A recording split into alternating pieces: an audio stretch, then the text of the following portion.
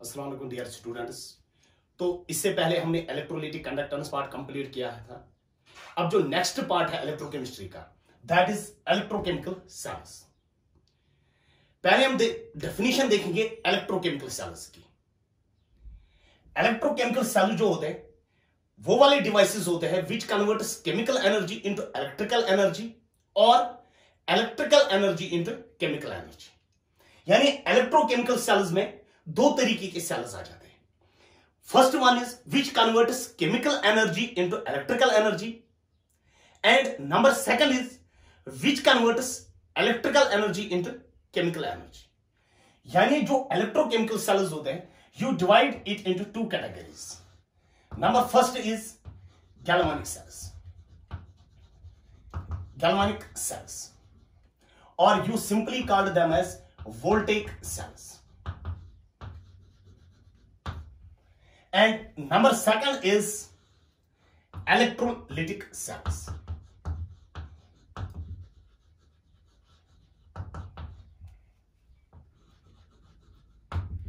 जो electrolytic sales, जो galvanic sales होते हैं वो भी इलेक्ट्रोकेमिकल सेल्स होते हैं, और जो इलेक्ट्रोलिटिक सेल्स होते हैं ये भी क्या होते हैं, इलेक्ट्रोकेमिकल सेल्स। फिर डिफरेंस क्या है गैल्वानिक सेल्स और इलेक्ट्रोलिटिक सेल्स की, ध्यान देना। नंबर फर्स्ट पॉइंट, जो गैल्वानिक सेल्स होते हैं कन्वर्ट्स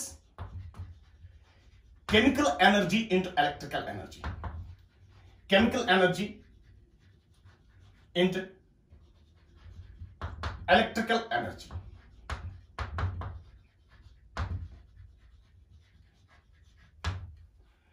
और इलेक्ट्रोलिटिक सेल जो होते हैं converts electrical energy into chemical energy.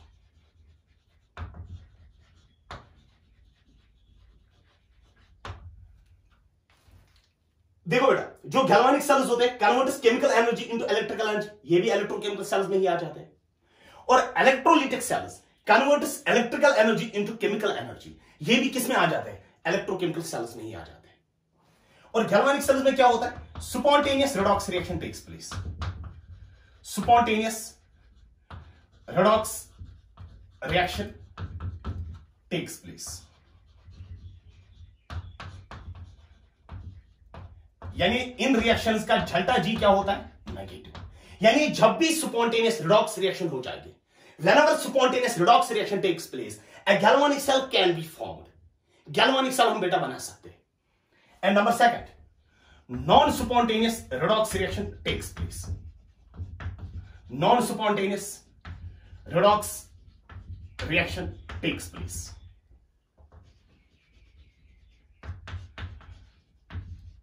और you can say delta G जो होता है, डेल्टा जी इनमें क्या होता है, पॉजिटिव। यानी whenever non-spontaneous redox reaction takes place, an electrolytic cell can be formed. और इलेक्ट्रोलिटिक सेल्स, गैल्वानिक सेल्स दोनों किस में आ जाते हैं, इलेक्ट्रोकेमिकल सेल्स में। नंबर थर्ड पॉइंट, एनोड जो होता है उसकी पोलैरिटी होती है नेगेटिव, और कैथोड जो होता है उसकी पोलैरिटी होती है पॉजिटिव। लेकिन यहां पर जो पोलैरिटी होती है, polarity of the electrodes changes. Anode जो होता है, एनोड इज पॉजिटिव, और जो कैथोड होता है, कैथोड इज नेगेटिव। डेफिनेशन जो बेटा एनोड और कैथोड की है वो सेम है, चाहे हम गैल्वानिक सेल्स की बात करें या इलेक्ट्रोलिटिक सेल्स की बात करें। Only the polarity of the electrodes changes, polarity electrode की चेंज हो जाती है, anode negative and cathode positive. लेकिन यहां पर एनोड क्या होता है, पॉजिटिव, और कैथोड क्या होता है, नेगेटिव। ये वाले पॉइंट्स बेटा याद रख लेना इसके रिलेटेड, इलेक्ट्रोकेमिकल सेल्स और इलेक्ट्रोलिटिक सेल्स के रिलेटेड। वरना वो जो डेफिनेशन एनोड की है, एनोड हम बेटा वो वाला इलेक्ट्रोड होता है जहां पर ऑक्सीडेशन हो जाए, वो यहां पर भी वही है। यहां पर अगर हम एनोड को डिफाइन करेंगे, वो वाला इलेक्ट्रोड होता है जहां पर क्या हो जाए, ऑक्सीडेशन हो जाए। यहां पर अगर हम डिफाइन करेंगे किसको, कैथोड को, electrode at which reduction takes place. यहां पर अगर हम डिफाइन करेंगे इलेक्ट्रोड को, electrode at which reduction takes place, but the polarity of the electrode changes.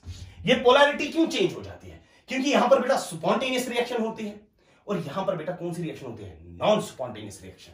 That is why the polarity of the electrodes changes. Polarity बेटा electrode की change हो जाती है.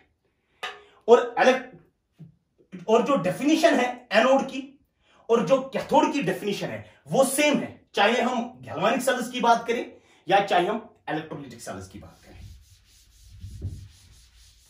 ध्यान देना बेटा. पहले हम देखेंगे एनोड किसको हम बोलते हैं. Anode electrode at which oxidation takes place.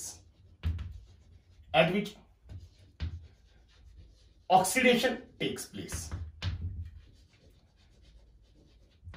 You call that electrode as anode.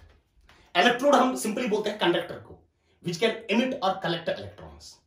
या तो वो emit करेगा इलेक्ट्रॉन्स या तो वो कलेक्ट करेगा electrons. You call that as an electrode. अब जहां पर ऑक्सीडेशन हो जाए you call that as anode. और दूसरा होता है cathode. Electrode at which reduction takes place.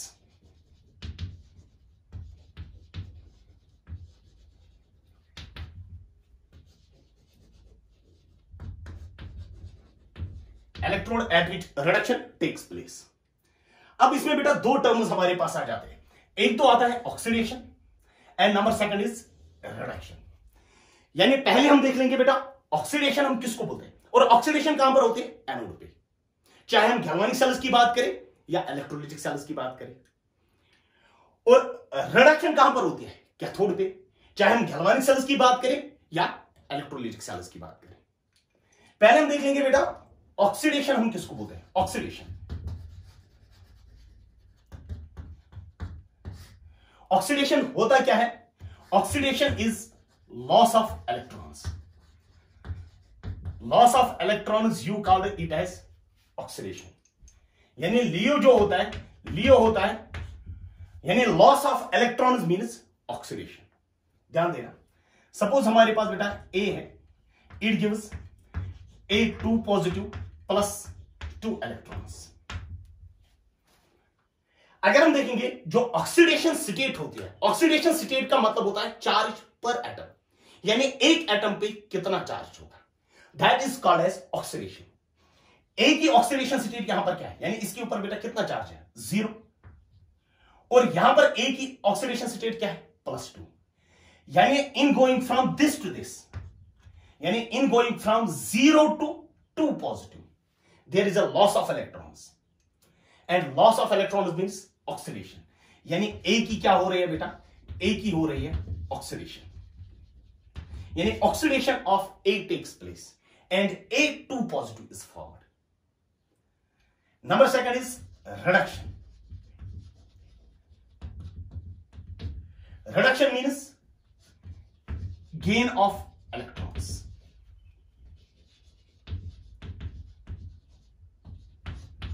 Gain of electrons means reduction. Suppose बेटा ए हमारे पास है and suppose this A will accept 2 electrons and it forms A2 negative. Oxidation state की अगर हम बात करेंगे, यहां पर ए की ऑक्सीडेशन स्टेट क्या है? 0. यानी चार्ज कितना है? चार्ज पर एटम. एक एटम पे कितना चार्ज है? कितना है? 0. यहां पर ए पे कितना चार्ज है? -2. इन गोइंग फ्रॉम 0 to -2, 0 से लेकर -2, यानी there is gain of electrons. How many electrons? 2 electrons. और यू कैन सी इस ए की क्या हो रही है? Reduction. Whenever there is loss of electrons, we call it as an oxidation. Whenever there is a gain of electrons, we call it as reduction. अब example मैं यहां पर दे देता हूं.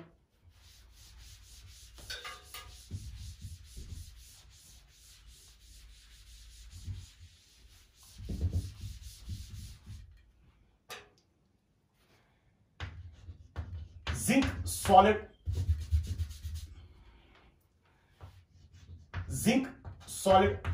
plus copper 2 positive aqueous gives Zn2 positive aqueous plus copper solid.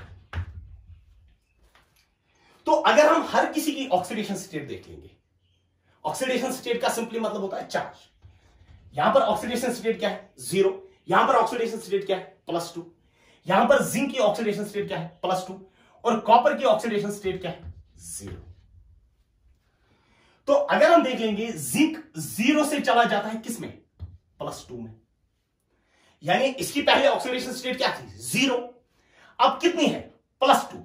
यानी there is loss of electrons and you can simply say loss of electrons means oxidation. Copper का charge क्या था?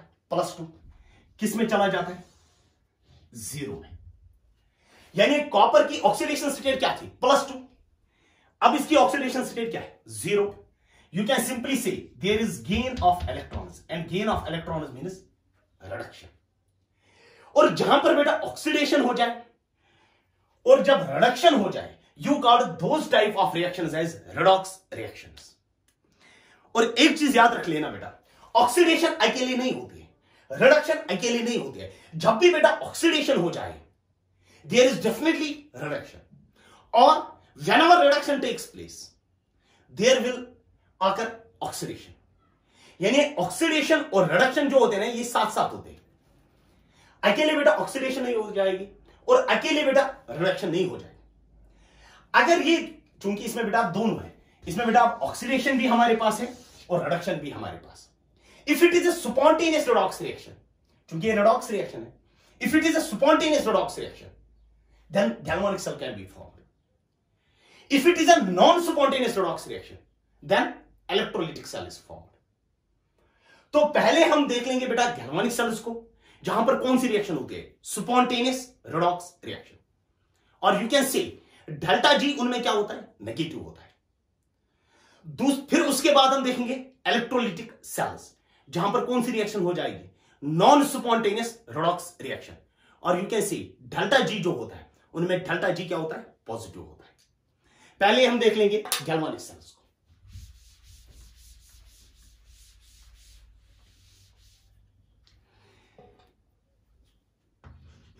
गैल्वेनिक सेल्स,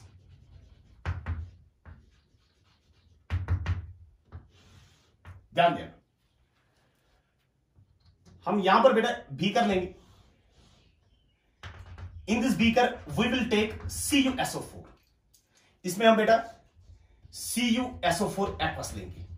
CuSO4 एक्वस का मतलब हुआ कि इसमें बेटा प्रेजेंट है Cu2 positive aqueous plus SO4 2 negative aqueous. जितने Cu2 पॉजिटिव आयन्स होंगे उतना ही प्रेजेंट होगा क्या? SO4 2 negative. And the solution will be electrically neutral. ये सॉल्यूशन बेटा इलेक्ट्रिकली न्यूट्रल होगा। अब इस सॉल्यूशन में मैं क्या कर लेता हूं? I will dip a zinc rod. मैं इसमें बेटा एक जिंक रॉड डाल देता हूं। ये हमारे पास जिंक रॉड है। और जब मैं जिंक रॉड को किस में डाला मैंने बेटा? कॉपर सल्फेट के सॉल्यूशन में। वहां पर क्या हो जाएगा? जिंक की हो सकती है ऑक्सीडेशन, यानी जो जिंक सॉलिड होगा it will get converted into Zn2 positive aqueous plus 2 electrons. यानी zinc will get converted into Zn2 positive aqueous. Zn2 positive किस में चला जाएगा? सॉल्यूशन में। और 2 इलेक्ट्रॉन्स कहां पे रहेंगे? रॉड पे रहेंगे। क्योंकि सॉल्यूशन में प्रेजेंट है क्या? Cu2 positive. वो Cu2 पॉजिटिव बेटा रॉड पे चला जाएगा। वो रॉड से बेटा वो 2 इलेक्ट्रॉन्स को एक्सेप्ट करेगा, क्योंकि सॉल्यूशन में कॉपर 2 पॉजिटिव आयन्स प्रेजेंट है ना। यानी Cu2 positive aqueous plus how many electrons? 2 electrons. और Cu2 पॉजिटिव कौन सा कॉपर है? जो सॉल्यूशन में प्रेजेंट है। It will accept 2 electrons. किससे बेटा? रॉड से। रॉड पे किसने छोड़े थे? जिंक ने। And it will give copper salt. यानी आपने बोला जब जिंक और कॉपर हम इन कांटेक्ट में लाते हैं, जिंक की क्या हो सकती है? Oxidation. And it will furnish how many electrons? 2 electrons. और कॉपर 2 पॉजिटिव का क्या हो सकता है? Reduction. And transfer of electrons takes place from, कहां से कहां तक? जिंक के पास 2 इलेक्ट्रॉन्स थे, उसने वो 2 इलेक्ट्रॉन्स किसको दे दिए?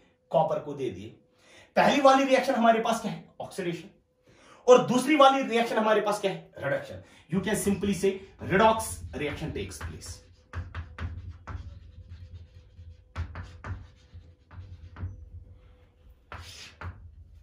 अब मैं बेटा इसी का रिवर्स लेता हूं. The reverse is like this.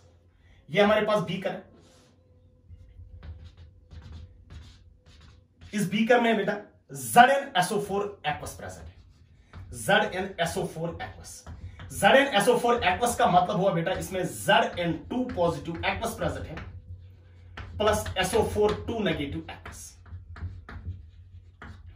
यही दो प्रेजेंट है. और इसमें मैं बेटा कॉपर रॉड डिप कर लेता हूं. कॉपर रॉड डिप कर लेता हूं. Copper rod is dipped in ZnSO4 solution. No reaction takes place.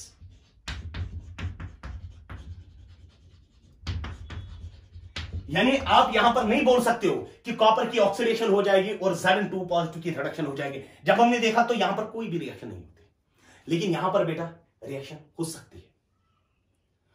तो एक चीज तो बेटा इन दो एक्सपेरिमेंट से बेटा एक चीज तो क्लियर है. Whenever zinc and copper are in contact, zinc solid जो होगा, जिंक सॉलिड की ऑक्सीडेशन हो सकती है, और कॉपर 2 पॉजिटिव जो होगा, कॉपर 2 पॉजिटिव की क्या हो सकती है, रिडक्शन हो सकती है. And transfer of electrons takes place from zinc to copper 2 positive. और यहां पर अगर आप देख लोगे transfer of electrons takes place, यहां पर तो बेटा रिएक्शन होती ही नहीं है. Forget about this. तो यहां पर आपने देखा transfer of electrons takes place from zinc to copper 2 positive. और this transfer of electrons is directly, क्योंकि ये रिएक्शन बेटा एक ही सॉल्यूशन में हो रहा है. और अगर हम देख लेंगे, अगर हम इस बीकर को बेटा देख लेंगे, the beaker will become hot. इस बीकर का टेंपरेचर बेटा इंक्रीज हो जाएगा. उसका मतलब हुआ बेटा कि अगर हम देख लेंगे transfer of electrons takes place from zinc to copper.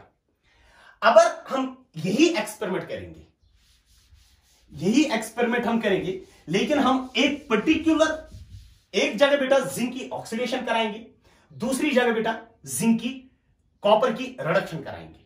यही एक्सपेरिमेंट जो हमने इससे पहले दिखाया ना, इसमें जिंक की हम ऑक्सीडेशन कराएंगे और कॉपर की क्या कराएंगे, रिडक्शन. एंड ट्रांसफर, फिर इलेक्ट्रॉन्स को एक पर्टिकुलर पाथ देंगे ताकि इलेक्ट्रॉन ट्रांसफर हो जाएंगे from zinc to copper 2 positive. And that setup, जो उसके बाद वो सेटअप बनेगा, you call that type of setup as a galvanic cell. ध्यान देना. यहां पर ये हमारे पास बेटा एक बीकर हमारे पास, इस बीकर में बेटा 1 मोलर ZnSO4 में रख देता हूं. 1 मोलर ZnSO4 एक्वस. और यहां पर बेटा दूसरा बीकर हमारे पास है.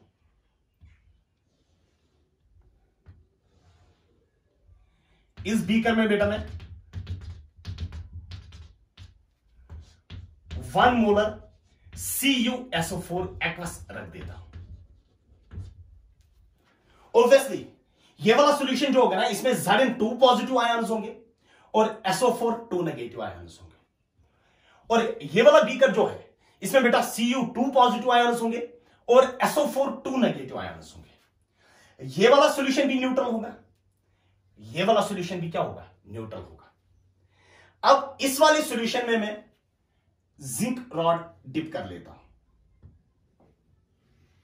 जिंक रॉड बेटा मैंने डिप की इसमें, और इसमें मैंने बेटा ये जिंक रॉड हमारे पास है, और इसमें मैंने बेटा कॉपर रॉड डिप की. ये कॉपर रॉड यहां पर, और मैं जिंक और कॉपर को बेटा इन कांटेक्ट में लाता हूं, और यहां पर बेटा मैं वोल्ट मीटर कनेक्ट कर देता हूं. ऑब्वियसली आपको पता है, जब भी हमारे पास जिंक और कॉपर इन कांटेक्ट में होता है, जिंक की क्या हो सकती है, ऑक्सीडेशन. तो यहां पर किसकी ऑक्सीडेशन हो जाएगी, जिंक की, यानी जिंक सॉलिड, जो ये रॉड हमारे पास है, जिंक सॉलिड जो होगा, it will give Zn2 positive aqueous plus 2 electrons. Zn2 positive किसमें चला जाएगा? सॉल्यूशन में चला जाएगा, और रॉड पे क्या बचेगा? 2 इलेक्ट्रॉन्स। और यहां पर क्या हो जाएगा? रिडक्शन। लेकिन रिडक्शन किसकी हो जाएगी? कॉपर 2 पॉजिटिव की, जो सॉल्यूशन में प्रेजेंट है। कॉपर 2 पॉजिटिव सॉल्यूशन में प्रेजेंट है, वो रॉड से बेटा कितने इलेक्ट्रॉन्स को एक्सेप्ट करेगा? 2 इलेक्ट्रॉन्स को एक्सेप्ट करेगा। यानी copper 2 positive aqueous will accept how many electrons? 2 electrons from this copper rod and it will give copper solid. क्योंकि जो मेटल रॉड होती है, मेटल रॉड पे बेटा इलेक्ट्रॉन्स, फ्री इलेक्ट्रॉन्स तो प्रेजेंट होते ही है, वही इलेक्ट्रॉन्स बेटा कॉपर एक्सेप्ट करेगा and the rod will develop positive charge, क्योंकि रॉड पे बेटा 2 इलेक्ट्रॉन्स कम हो गए। अब ध्यान देना, तो ऑब्वियसली आपने देखा था whenever zinc and copper are in contact, zinc की हो सकती है ऑक्सीडेशन। पहले सॉल्यूशन क्या था? न्यूट्रल। ये वाला सॉल्यूशन भी न्यूट्रल था, ये वाला सॉल्यूशन भी न्यूट्रल था इनिशियल स्टेज में, जब हमने बेटा इनको इन कांटेक्ट में नहीं लाया था, उसकी हम बात कर रहे हैं। तो ऑब्वियसली जब जिंक की यहां पर हो सकती है ऑक्सीडेशन, यानी सॉल्यूशन में कौन सा चार्ज इंक्रीज हो जाएगा? पॉजिटिव चार्ज, यानी the solution will become positively charge. इस सॉल्यूशन से क्या कम हो जाएगा? कॉपर 2 पॉजिटिव, यानी सॉल्यूशन में अब किसकी कंसंट्रेशन बढ़ जाएगी? SO4 2 नेगेटिव की, यानी the solution will become negatively charge.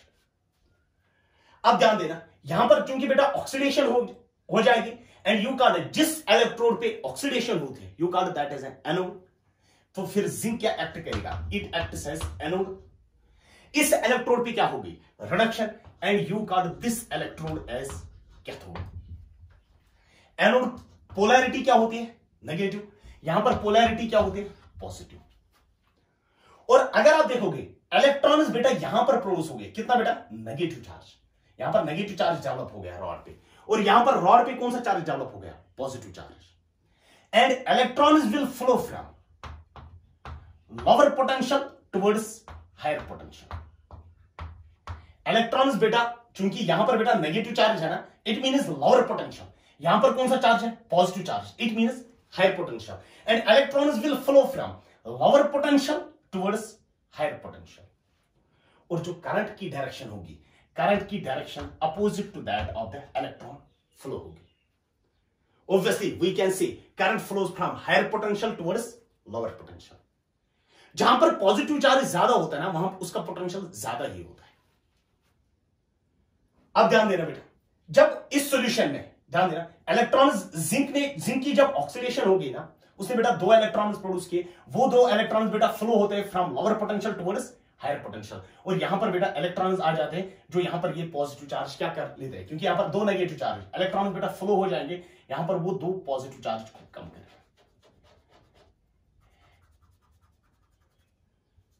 अब ध्यान देना, अब इस सॉल्यूशन पे बेटा कौन सा चार्ज रहेगा? The solution will become positively charge. Solution बेटा पॉजिटिव चार्ज बनेगा, और यहां पर सॉल्यूशन कौन सा चार्ज रहेगा? Negative charge. जब सॉल्यूशन में बेटा पॉजिटिव चार्ज रहेगा, it can cause the polarisation of this electrode. ये इस इलेक्ट्रोड की पोलराइजेशन कर सकता है। पोलराइजेशन का मतलब हुआ इस सॉल्यूशन पे पॉजिटिव चार्ज है, ये रॉड के नेगेटिव चार्ज, ये रॉड के इलेक्ट्रॉन्स को अट्रैक्ट करेगा। जब ये रॉड के इलेक्ट्रॉन्स को अट्रैक्ट करेगा, it will not allow the electrons to move. ये पॉजिटिव चार्ज इन इलेक्ट्रॉन्स को मूव नहीं होने देगा, क्योंकि इस पे बेटा पॉजिटिव चार्ज है, and the positive charge will cause the polarisation of this electrode. और इस सॉल्यूशन पे कौन सा चार्ज है? Negative charge. ऑब्वियसली ये किस चार्ज को बेटा अट्रैक्ट करेगा? It can cause polarisation. अब ये किस चार्ज को अट्रैक्ट करेगा? रॉड के पॉजिटिव चार्ज को ये अट्रैक्ट करेगा, और नेगेटिव चार्ज को ये क्या करेगा? Repel. It will not allow the electrons to enter into this electrode. यानी जब इसमें बेटा पॉजिटिव चार्ज इंक्रीज हो जाएगा, और यहां पर जब नेगेटिव चार्ज इंक्रीज हो जाएगा, that will cause an increase in polarisation. उसकी वजह से पोलराइजेशन इंक्रीज हो जाएगी, जिसकी वजह से electrons will not flow from anode towards cathode. Electrons flow नहीं हो जाएंगे फ्रॉम एनोड टुवर्ड्स कैथोड। उसके लिए क्या है, in order to minimise this polarisation, इस पोलराइजेशन को हमें खत्म करना है ताकि इलेक्ट्रॉन फ्लो फिर से हो जाए, we introduce a salt bridge, हम एक बेटा साल्ट ब्रिज इसमें इंट्रोड्यूस करते हैं।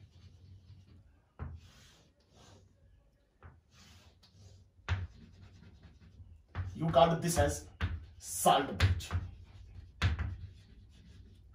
और इस साल्ट ब्रिज में बेटा Cl negative, K positive, Cl negative, K positive, Cl negative, K positive, Cl negative, K positive, Cl negative, K positive, हम इसमें बेटा KCl इलेक्ट्रोलाइट रख देते हैं, और भी कुछ इलेक्ट्रोलाइट्स रख देते हैं, वो मैं साल्ट ब्रिज के वक्त आपको बताऊंगा। अब इस वाले इलेक्ट्रोड की हम बात कर रहे हैं, इस वाले, you call this as an left half cell and you call this as right half cell, क्योंकि यहां पर बेटा ऑक्सीडेशन होती है, यहां पर बेटा रिडक्शन होती है, दोनों कंबाइन करके बेटा एक कंप्लीट सेल बना देते हैं। First we will see the left half cell, इसकी अगर हम बात करेंगे, that is left half cell, left half cell. पहला पॉइंट लिख लेना बेटा लेफ्ट हाफ सेल के related. Number first point, oxidation takes place, oxidation takes place इस वाले सेल पे। Next point, left half cell क्या एक्ट करता है, एनोड। नंबर थर्ड पॉइंट, इस पे कौन सा चार्ज होता है, नेगेटिवली चार्ज।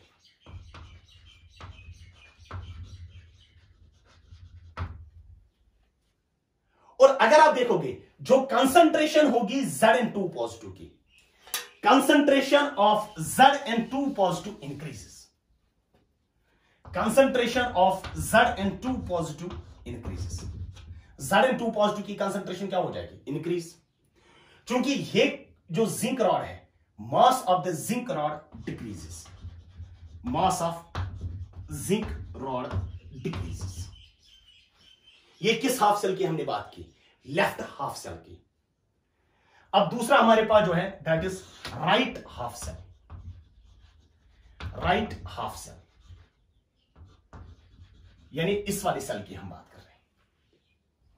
पहला पॉइंट बेटा राइट हाफ सेल के रिलेटेड,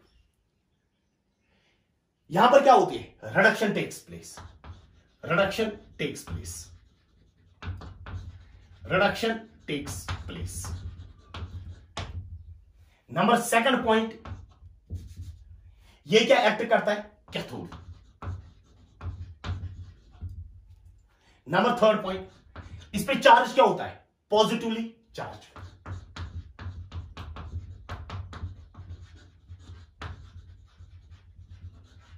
पॉजिटिवली चार्ज। और अगर आप देखोगे सॉल्यूशन में जो कॉपर 2 पॉजिटिव होगा, वो कॉपर 2 पॉजिटिव रॉड पे बैठेगा, क्योंकि रिडक्शन जब हो जाएगी कॉपर 2 पॉजिटिव सॉल्यूशन से क्या हो जाएगा, कम, यानी concentration of copper 2 positive decreases, concentration of copper 2 positive it decreases. वो कहां पर चला जाएगा, कॉपर 2 पॉजिटिव रॉड पे बैठेगा, यानी जब वो रॉड पे बैठेगा mass of the copper rod increases, mass of copper rod increases. ये लेफ्ट हाफ सेल और राइट हाफ सेल के रिलेटेड आपने देखा। और लेफ्ट हाफ सेल पे बेटा ऑक्सीडेशन होती है और राइट हाफ सेल पे क्या होती है, रिडक्शन होती है। जब यहां पर हमने देखा जब ऑक्सीडेशन होगी रॉड डेवलप्स नेगेटिव चार्ज, और सॉल्यूशन में कौन सा चार्ज हो जाएगा, पॉजिटिव चार्ज, और इस पॉजिटिव चार्ज की वजह से क्या होता है, पोलराइजेशन ऑफ द इलेक्ट्रोड, यानी ये पॉजिटिव चार्ज रॉड के नेगेटिव चार्ज को अट्रैक्ट करेगा।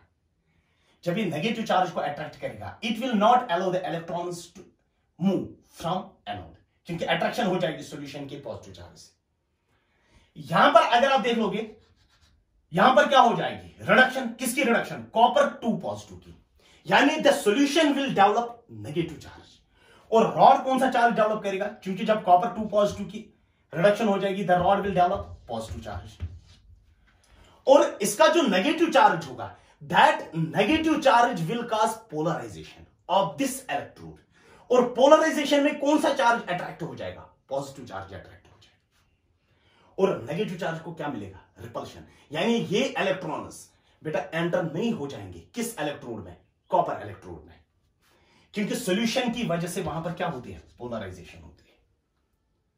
If the solution is neutral then there is no polarisation, तब वहां पर पोलराइजेशन नहीं है।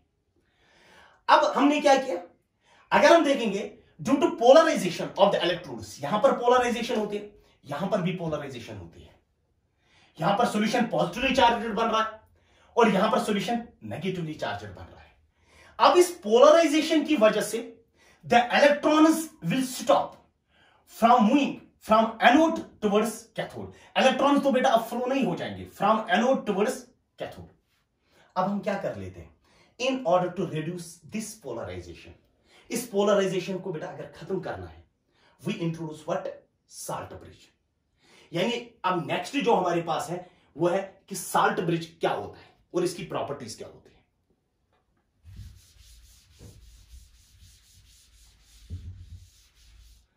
Salt bridge,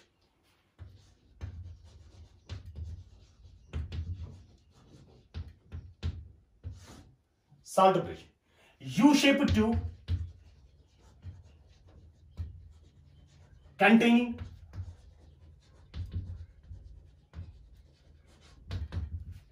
concentrated solution of strong electrolyte.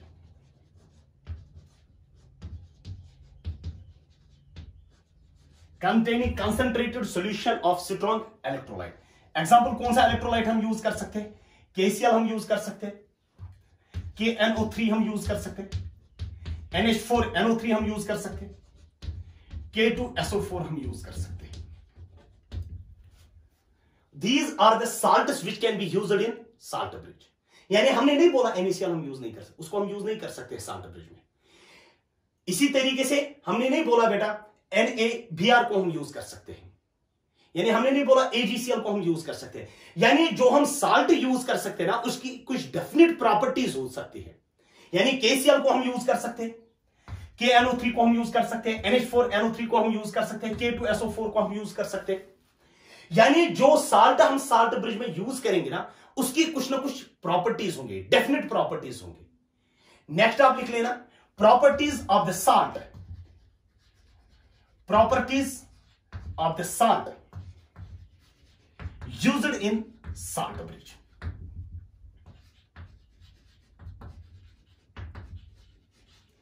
Properties of the salt used in salt bridge। Number first point, जो salt bridge हमने दिखाया था ना सेंटर पे, उसमें हमने KCl डाल दिया था। जो साल्ट वहां पर हम यूज करते हैं ना तो वो इलेक्ट्रोलाइट के साथ रिएक्ट होना चाहिए, ना तो वो इलेक्ट्रोड के साथ रिएक्ट करना चाहिए। यानी the salt used in salt bridge must not react with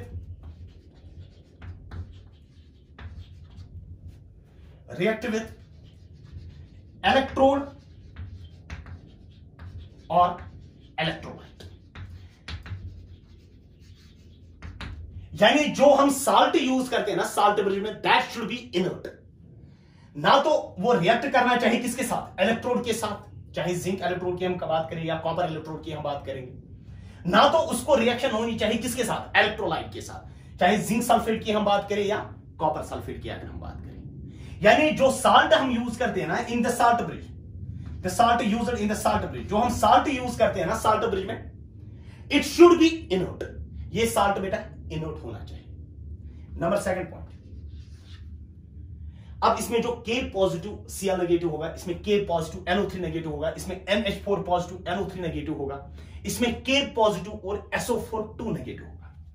यानी जो मोबिलिटी होनी चाहिए कैटायन और एनायन की, वो सेम होनी चाहिए। The mobility of the cation, the mobility of cation and anion should be same। The mobility of the cation and anion should be same। Cation और एनायन की मोबिलिटी क्या होनी चाहिए, सेम होनी चाहिए। अगर डिफरेंट मोबिलिटीज होंगी तो उसकी वजह से क्या होता है, ध्यान देना, the mobility of the cation and anion should be same.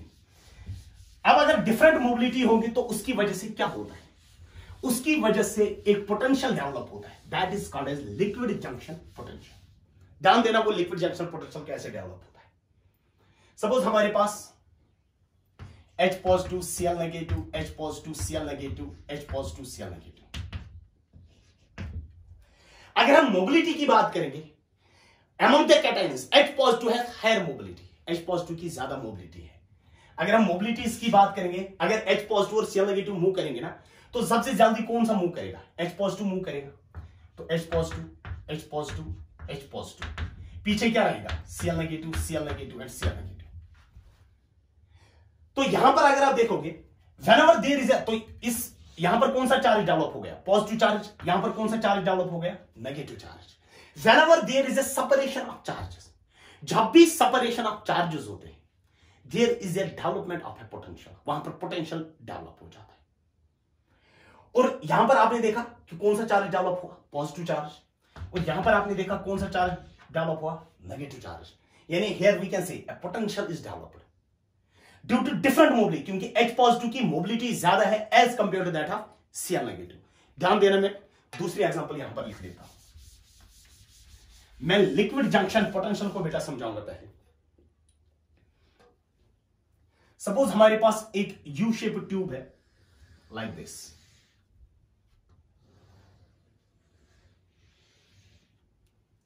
इस यू शेप ट्यूब में मैं बेटा यहां से भी HCl डाल देता हूं और यहां से भी बेटा HCl डाल देता हूं,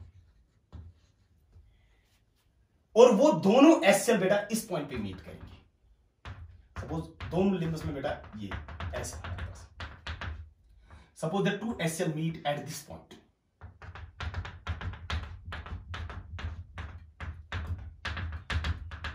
और यहां का जो HCl है, HCl एक्वस, इसकी कॉन्सेंट्रेशन है बेटा C1, और यहां पर बेटा जो HCl एक्वस हमारे पास है उसकी कॉन्सेंट्रेशन है C2 and C1 is greater than C2, यानी इसकी कॉन्सेंट्रेशन ज्यादा है as compare to this one.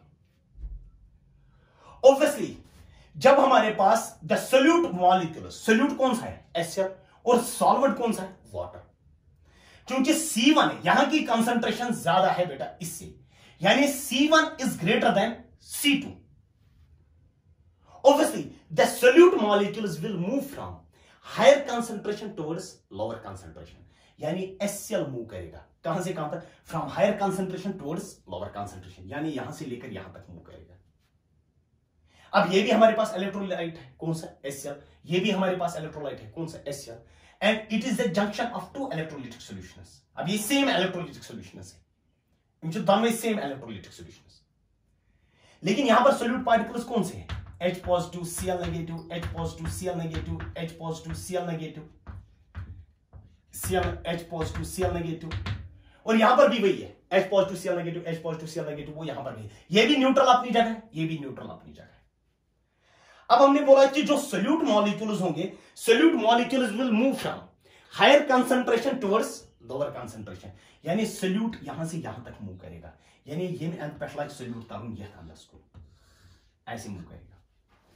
मगर सोल्यूट कौन सा है, HCl है, it comprises of H positive and Cl negative, यानी H पॉजिटिव को भी मूव करना है और Cl नेगेटिव को भी मूव करना है। तो हम क्या करेंगे, जब H पॉजिटिव भी मूव करेगा और Cl नेगेटिव भी जब मूव करेगा, लेकिन ज्यादा मोबिलिटी किसकी है, H पॉजिटिव की, यानी H पॉजिटिव इस जंक्शन को क्रॉस करेगा, H पॉजिटिव टाई अप, पीछे क्या रहेगा, Cl नेगेटिव, क्योंकि Cl नेगेटिव की मोबिलिटी कम है। यानी H पॉजिटिव बेटा called this as an end A, called this as an end B। H positive बेटा B एंड पे जाएगा, लेकिन Cl नेगेटिव की मोबिलिटी जब कम है ना, वो पीछे ही रहेगा। यानी यहां पर अगर आप देखोगे ना, यहां पर कौन सा चार्ज डेवलप हुआ, इस सॉल्यूशन पे पॉजिटिव चार्ज, और इस सॉल्यूशन में कौन सा चार्ज डेवलप हुआ, नेगेटिव चार्ज। अभी तो पहले ये न्यूट्रल था ना, लेकिन ये चार्जेस कैसे डेवलप हो गए, these charges were developed due to different mobility of the ion. जब डिफरेंट मोबिलिटी ऑफ आयंस की वजह से वहां पर पोटेंशियल चार्ज डेवलप हो गया, पॉजिटिव चार्ज, यानी the end B will become positively charged and the end A will become negatively charged, and it results in the development of a potential which is called as liquid junction potential. यानी liquid junction potential जो होता है, liquid junction potential, liquid junction potential,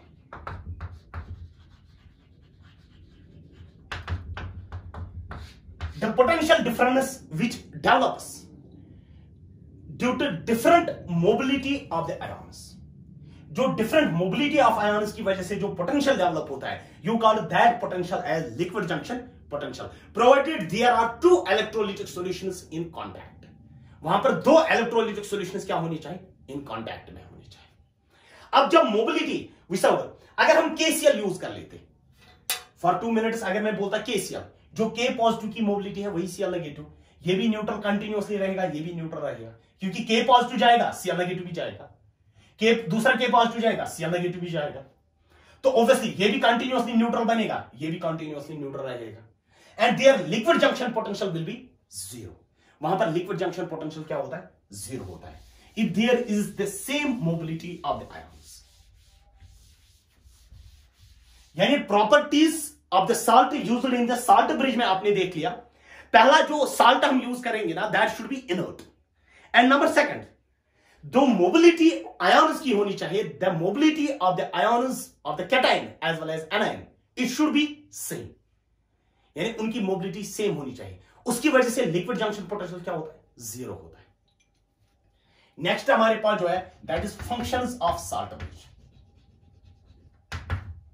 functions of salt bridge।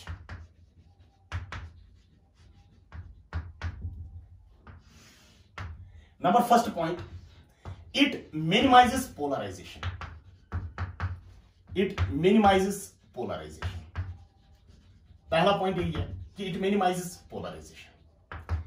Number second point, functions of salt bridge में जो left solution, left half cell जो हमारे पास होता है वो बन जाता है बेटा, उसका सॉल्यूशन बन जाता है पॉजिटिवली चार्ज, और जो राइट हाफ सेल होता है that becomes negatively charge.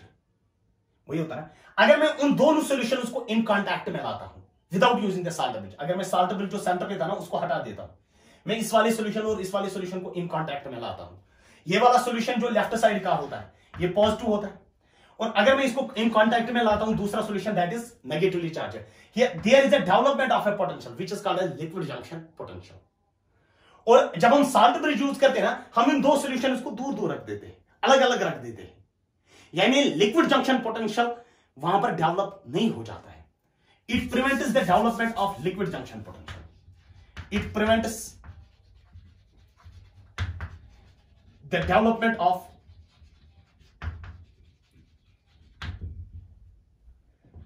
it prevents the development of liquid junction potential।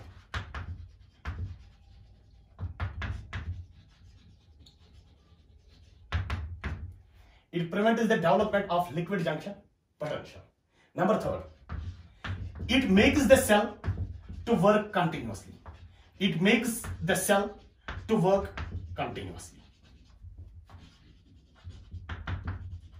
to work continuously, क्योंकि सेल तो स्टॉप हो जाता है ड्यू टू पोलराइजेशन, जब पोलराइजेशन ही खत्म हो जाएगी तो उसकी वजह से क्या होता है, सेल कंटिन्यूअसली बेटा वहां पर वर्क करती है।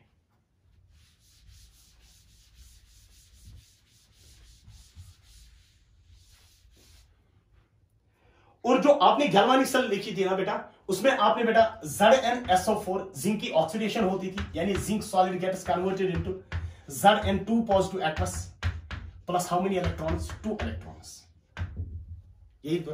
और ये किस इलेक्ट्रोड पे होता है, किस वाले हाफ सेल में, लेफ्ट हाफ सेल की हम बात कर रहे हैं, और राइट हाफ सेल में क्या होता है, copper 2 positive aqueous plus how many electrons, 2 electrons will give copper solid।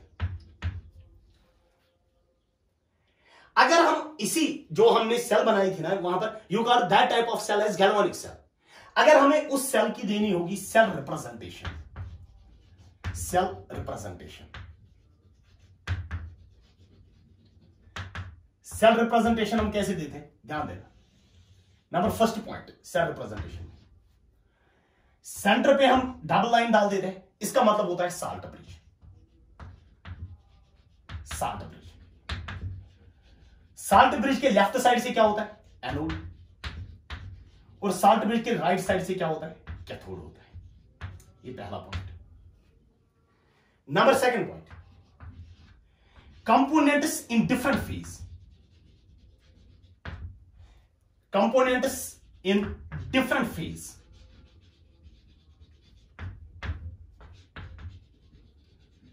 are separated by a line, are separated by a line, by a vertical line, by a single line. जैसे हमारे पास अगर मैं zinc solid की बात कर लेता हूं और Zn2 पॉजिटिव एक्वस की बात कर लेता हूं, ये जिंक की ही बात हो रही, मगर ये कौन सा फेज है? Solid phase. ये कौन सा फेज है? Aqueous phase. जब भी कंपोनेंट्स डिफरेंट फेज में होंगे, you separate them by a vertical line. इस तरीके से अगर मैं H2 गैस की बात कर लेता हूं और H पॉजिटिव एक्वस की बात कर लेता हूं, these are the components in which phase, these are the components. ये हाइड्रोजन की बात हो रही है, हाइड्रोजन की ही बात हो रही है, but this is a gaseous phase and this is aqueous phase. We separate them by a single vertical line. इसी तरीके से अगर मैं Ag पॉजिटिव एक्वस और Ag सॉलिड की बात कर लेता हूं,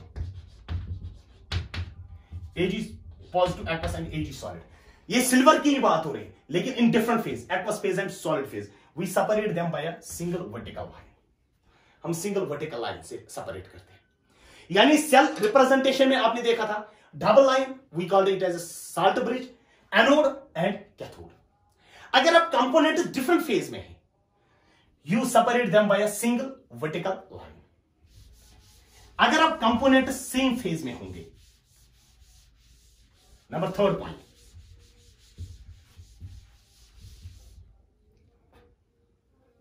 point, components in same phase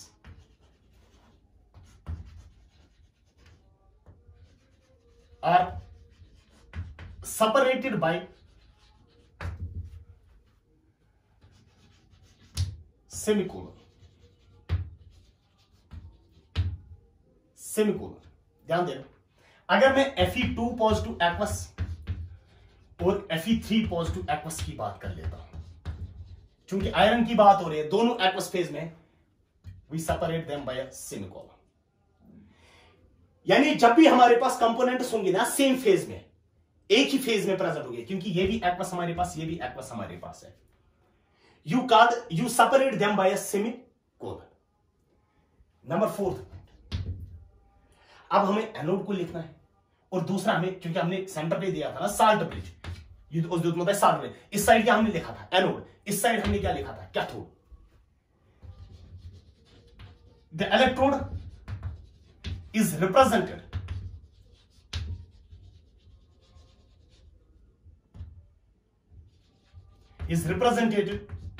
in terms of oxidation at anode. यानी इलेक्ट्रोड को हमें, अगर हमें एनोड को लिखना होगा ना, we write in terms of it oxidation and reduction at cathode,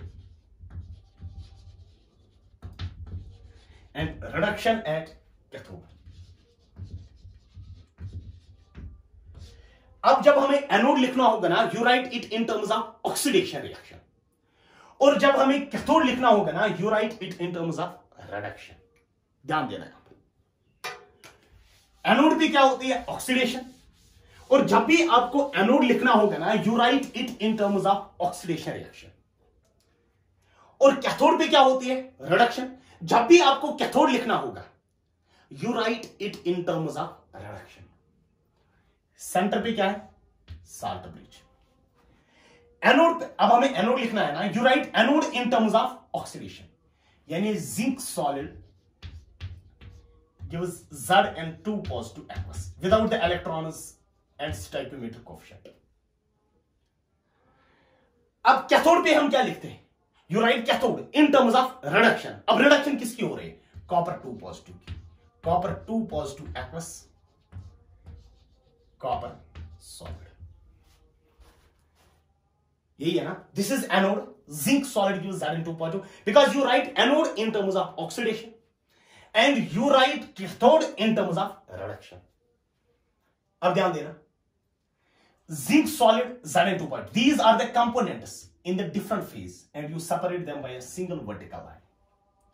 These are the components in the different phase and you separate them by a single vertical line.